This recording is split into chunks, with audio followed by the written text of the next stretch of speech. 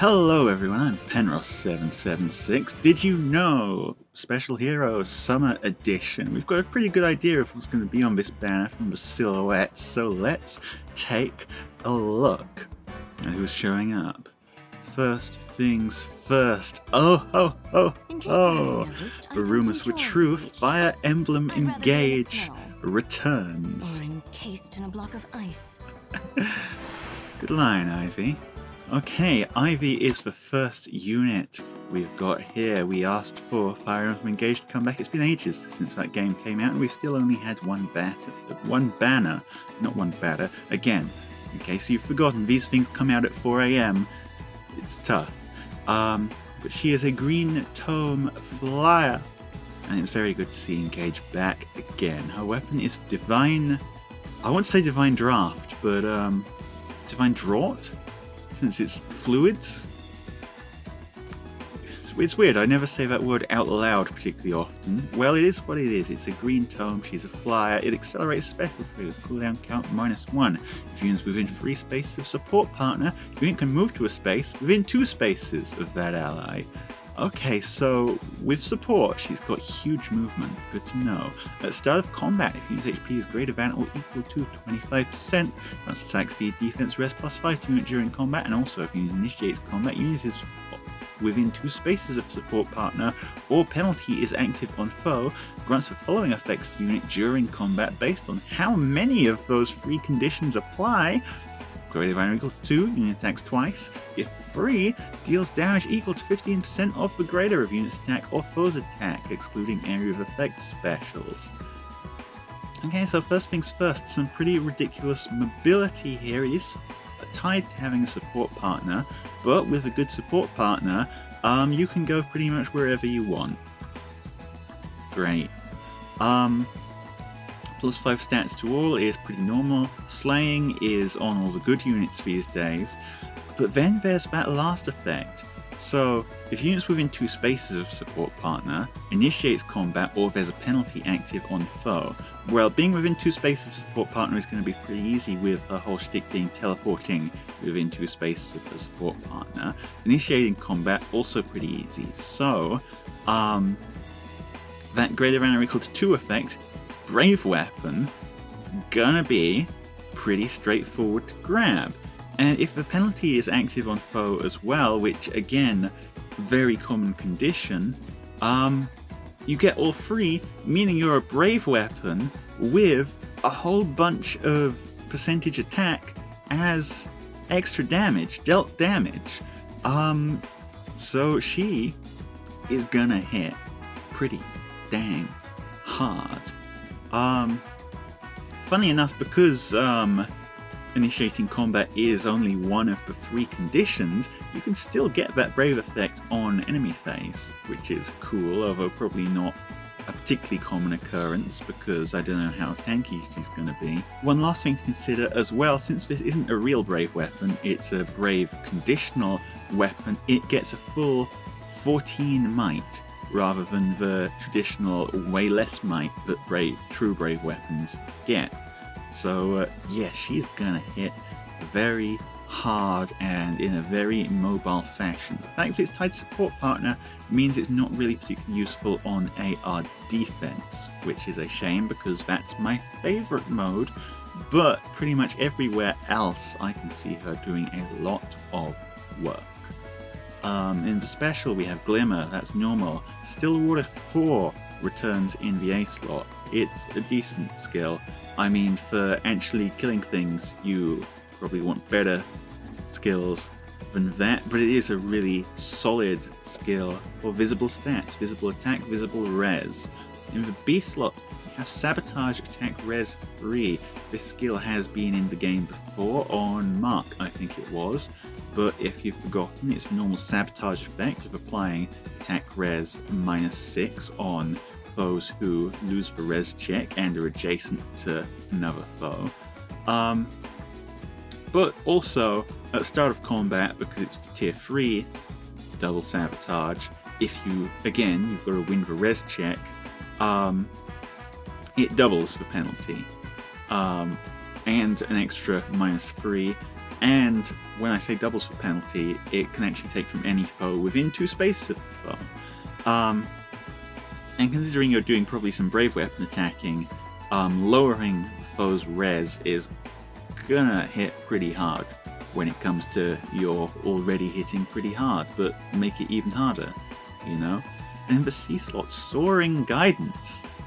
Another tier 4 guidance skill. What's this one do? Infantry and flying allies within 2 spaces of unit can move to a space within 2 spaces of unit. Grants attack plus speed plus 3 to infantry and flying allies within 2 spaces of unit during combat, and also, if those allies' speed is greater than foe's speed, neutralizes effects that prevent those allies' follow-up attacks during combat. Okay, so when I say this is another tier 4 guidance skill, it is very much another tier 4 guidance skill. I think they've only changed one word between this and guidance 4, and that's because guidance 4 was infantry and armored allies. Soaring Guidance is infantry and flying. So that is what it is. Still going to be a very useful skill because teleporting infantry around is one of the coolest and most terrifying things you can do, but just keep it in mind, right? Which one you want out of this and the other guidance is going to depend pretty heavily on your team composition. Still, it's good to have more sources of tier 4 guidance in the game because I've been freaking dying waiting for that skill to come back. I need more copies of it, and this is good enough to fill the gap for the time being. Let's keep going, shall we? Cool off. Yeah, there's the quad. She doesn't need it, she already hits plenty hard enough. Next up, Fjorm. We kind of expected this, but there she is. That is indeed Fjorm, The sun is dressed so in hot. summery I feel like I'll attire. just melt away. Yeah, Fjorm, a sword infantry here, and did we really need another god sword? Because it looks to me like we're getting another freaking god sword. Let's take a look, shall we? The sword. First things first, the Icebound Brand. Sorry, special trigger cooldown count -1. If foe uses bow, dagger, magic, or staff, neutralizes effects that prevent units' counterattacks during combat. Built-in NCD, that is a huge plus. Only against ranged units, but those are the units who are generally trying to sweep you down most of the time anyway, at least if you look at recent stuff like Legendary Veronica, staff units, that sort of thing. There's not really so much sweeping going on with melee units at the moment.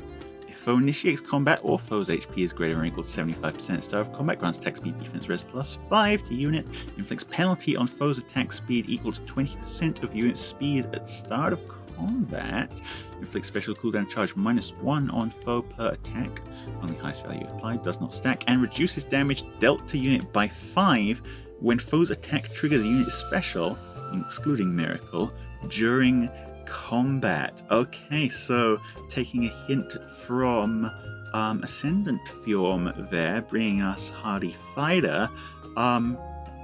She has flat damage reduction when using defensive specials, which, yeah, we've seen this combo before. We know how freaking silly it can get. Flat damage reduction, already one of the best effects in the game, and combining it with defensive specials is really freaking nasty.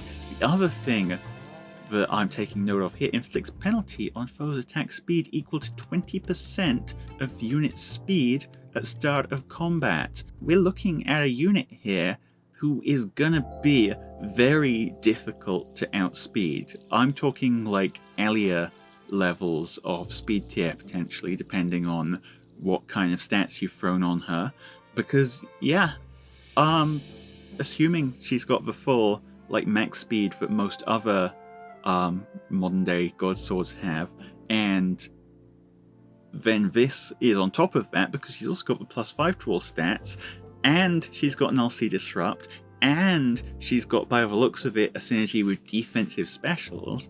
I think this is the new best god sword. Which they've been bringing out a new one of these like every freaking banner, but hey, here's another one. Are you fed up of this yet? I'm not.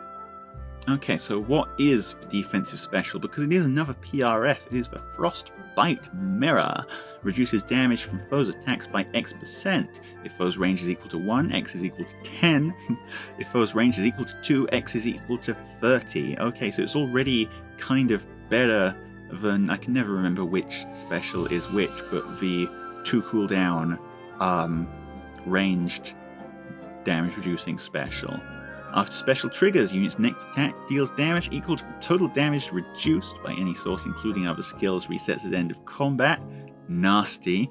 At the start of combat, if unit special is ready, unit can counterattack regardless of foe's range during combat. I do not like it. I do not like it. I do not. This is going to be an absolute pain to deal with. You've probably already guessed that, but it's still true. Good freaking luck. You can't sweep her. It's going to be extremely difficult to outspeed her, because she doesn't even need to run Null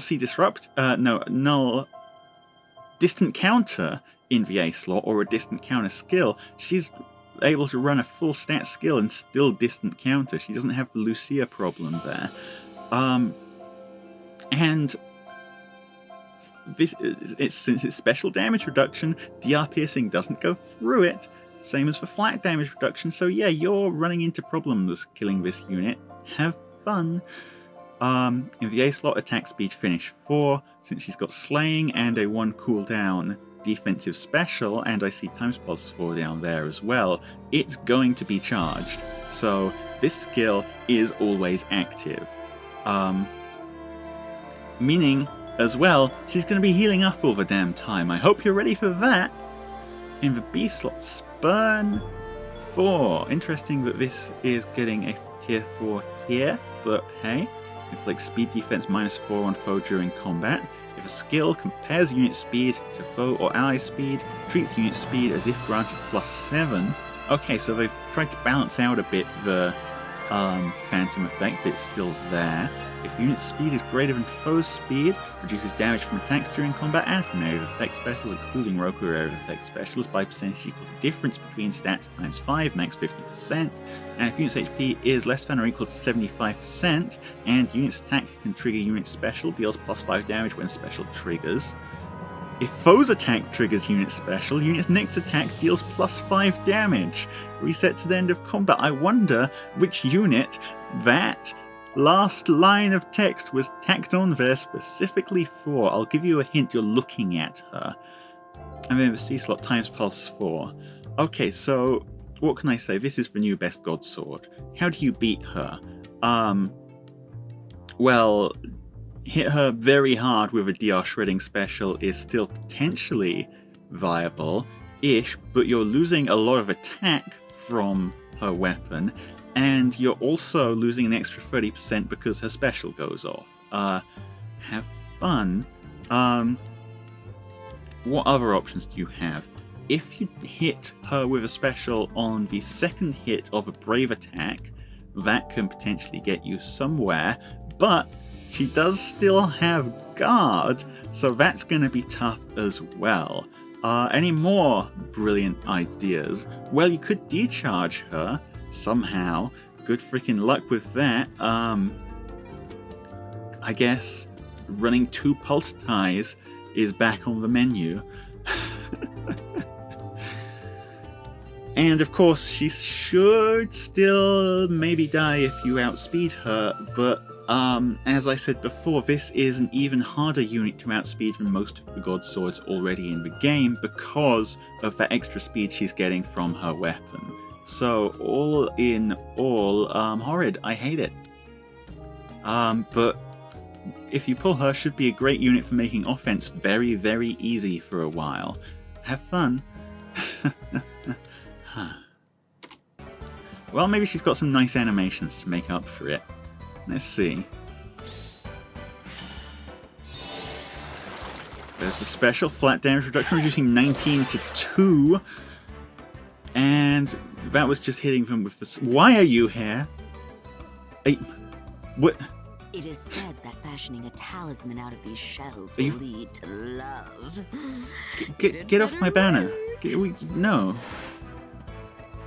So the 4-star is Tharja. Trying my hardest not to say anything unnecessarily mean. I'm not complaining, but actually I am complaining. Tharja is getting ults more often than Thracia is. The last Tharja ult came out in the same month as the last Thracia banner. Give me a frickin' break. But okay, yeah, Tharja, sure, why not? As if we didn't have enough of her already. She's a 4-star now, have fun. Let's see what her kit is. Seashell Bowl, plus it is an inheritable blue tome. Start of combat, if unit's HP is greater than or equal to 25%, grants attack speed plus 5 to unit during combat, inflicts speed res minus X on foe during combat, where X is equal to 25% of unit's HP at start of combat, max 10, okay, and restores 10 HP to unit after combat. Okay, so this is some of the highest stats that we've gotten from a inheritable tome, and considering 25% of units HP max 10, that is pretty much always going to be 10, because in order to get from max stat you gotta have 40 hit points. Most units can reach that. Most units can reach that very easily, and you're even getting healing, so that running out of hit points, not like a huge issue. So pretty useful inheritable weapon. They're good for sustain as well if you're playing modes like Tempest Trials, where you're going through a lot of maps. This sort of Mystic Boost effect can be very handy for just not getting slowly chipped to death by all the enemies you're running through. A drawback, sure. SR Far Trace 3, that is a very handy inheritable to have at 4-star. Traces are still one of the best B slots for especially for ranged cav units who don't have a lot of other options, so having one of those on a 4-star special unit is decent fodder. And in the C slot, attack speed gap 3. I don't really see people using gap skills that much, but hey, it's there. You can inherit it if you want. I'm not going to dignify Tharja with any more attention. Let's get out of here, shall we? Also, you're not even an engaged unit. Did I mention that? Get on theme, Tharja. How dare you? And our duo harmonic, one or the other, is and Ymir, by the looks of it. What a delicious drink. Life Should we try duo. the frozen treats next? They are an Can't infantry colorless tome. And they are... Oh, I see something juicy. But let's start with the weapon. They are armed with the Sparkling Sun. Accelerate special trigger, cooldown count -1. If units are within 3 spaces of an ally, inflicts attack res minus X on foe, where X is equal to 30% of units' HP at start of combat, plus 6, max 18. Okay, so max 18 means that 30% of units' HP needs to be 12. So it looks like they're basing these weapons around you having 40 hit points. That makes sense. Still, attack res minus 18 is pretty solidly silly. That's a nice big stat swing right there. And unit makes a guaranteed follow-up attack during combat. Reduces damage from area of effect specials by 75%, excluding Roku area of effect specials, and restores 10 HP to unit after combat. And also, if foe can make a follow-up attack during combat, reduces damage from foe's first attack by 75%. Okay, so I'm assuming this is a very slow unit, because otherwise they wouldn't have these specific conditions and the guaranteed follow-up attack. A lot of stats, a lot of healing. HP conditions is fun, especially considering what I see down there.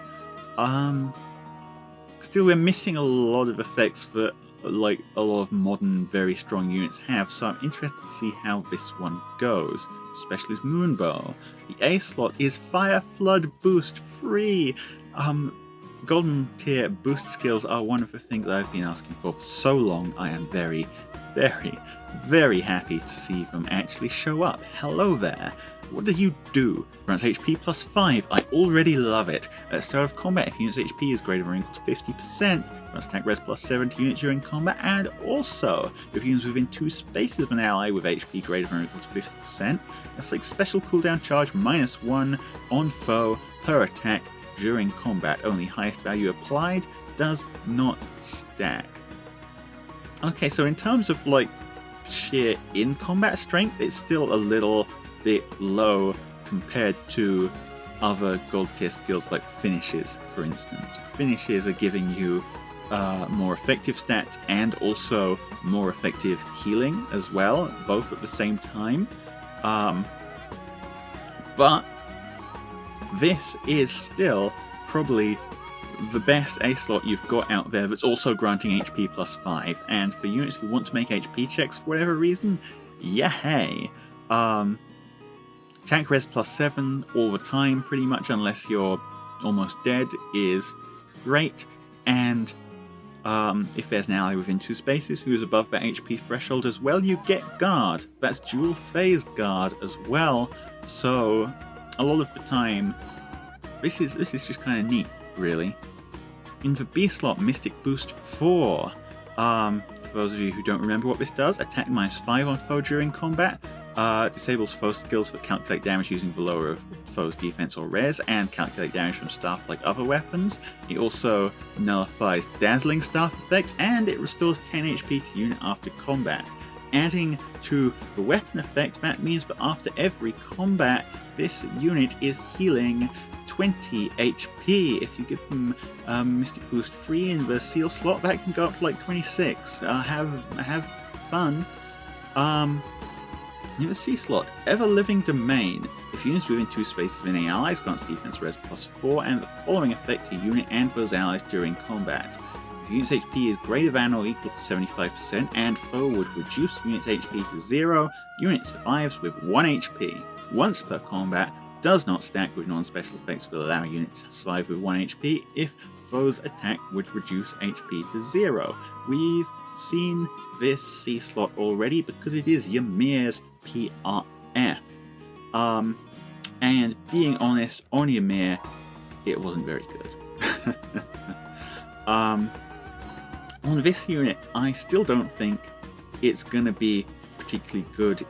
I mean, it's just kind of been power crept by Fallen Maria for the most part. The only thing this does that Fallen Maria doesn't do is it can trigger more than once in a battle. But Fallen Maria heals you all the way back up afterwards. This one doesn't. You've got to heal yourself, which, I mean, she can do because she's healing 20 hit points after every combat, but anyone else is going to maybe have a little bit of a difficult time with that. Yeah, interesting unit. It seems like they've built an extremely tanky unit here, but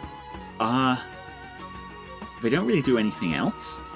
And even then, despite being an extremely tanky unit, they still have the same weakness as a lot of like mid-tier extremely tanky units of you just run up to them with a pre-charged DR shredding special and they die anyway. Like, sure, their miracle kicks in, but they're slow and they're not preventing your follow-up attack, so you just gotta deal 1 hit point of damage somehow after that and you're golden. Like, I think the idea is, right, they've got 75% damage reduction from the first attack, and so you don't kill them on the first attack, and then even if you would kill them on the second attack, the miracle kicks in and you're fine. But I don't know if it's going to work like that in practice. I think it's just not gonna happen. So, all things in all, kinda mid, unfortunately. But still, very cool unit, very cool to see more copies of these skills that they've brought back in the pool, because Boost 3, I love to see it, and Mystic Boost 4, always need more of, and I haven't actually got a single copy of it yet, so let's see if we get lucky. Now, of course, their skill could change all of that. Let's take a look at it, and their animations as well. What are they doing? They're growing a big-ass flower field. Oh, that is actually a very large flower. Okay, what do they do? Duo skill. Neutralizes any penalty on unit and allies within 2 spaces of unit and restores 20 hit points to unit and those allies. Once used, cannot be activated again right away. At the start of odd numbered turns, if duo skill has already been used, unit can use duo skill again. Okay, so it's a very common duo skill. You can use it like all the freaking time, odd numbered turns. Neutralizes penalty and restores 20 HP. I mean, that's good, but penalties are kind of a meta right now. And restoring 20 HP, I mean, sure, they can heal people, but are they really going to be low on hit points ever themselves? Because they're healing more HP than that after every combat. Yeah, not particularly impressed by this one. I mean, them being a duo skill unit is still good because it enables stuff like hindrance, but for the time being, I just kind of don't see it. Well, in any case, we'll see how things go.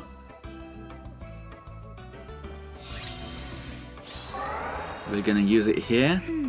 Kind of a waste of a duo skill to heal 3 entire hit points. A competition then. And I guess it did remove their attack debuff as well, but it's not as if they were losing this battle. And let's take a look at who the Tempest Trial unit is. Who the heck is that? Who the heck is that? I don't recognize that. Let me check the Twitter real quick. Okay, the Twitter says it's Donnel. I guess it could be Donnel. It doesn't look like Donnel to me, but I guess I just can't recognize him unless he's got that freaking pot on his head. Well, all things considered, that was an incredibly silly banner. Ivy looks pretty decent. Ivy is also the only engaged unit on this banner, and I was so excited too. We really asked IS for, just a crumb of engage, and they took the words just a crumb very literally and did just give us one single crumb, which is kind of crummy of them. Haha. See, I can make jokes. Tharja, how dare you? Duo Ymir is kind of the weakest duo we've had in a pretty long time, but then the power of the banner is entirely made up for by Summer Fjorm, who, even though we've had a new best godsword every week for the past however many months, there's a new best godsword, fellas. That's them right there. Good luck dealing with them. So, all around pretty cool banner, but I can't say I'm happy about it. Look at me, I'm unhappy. Hang on, actually I've got a, yeah, this is how I feel about it. Okay, but in all seriousness though, let me know what you guys think. I have been Penros776. Are you summoning for any of these units? Are you? I probably am going to pick up a Summer Fjorm just because I've got the orbs for it, but I'm not happy about it. Anyway, yeah, let me know in the comments. Likes and subscriptions always appreciated, and I will see you all next time. Penros out.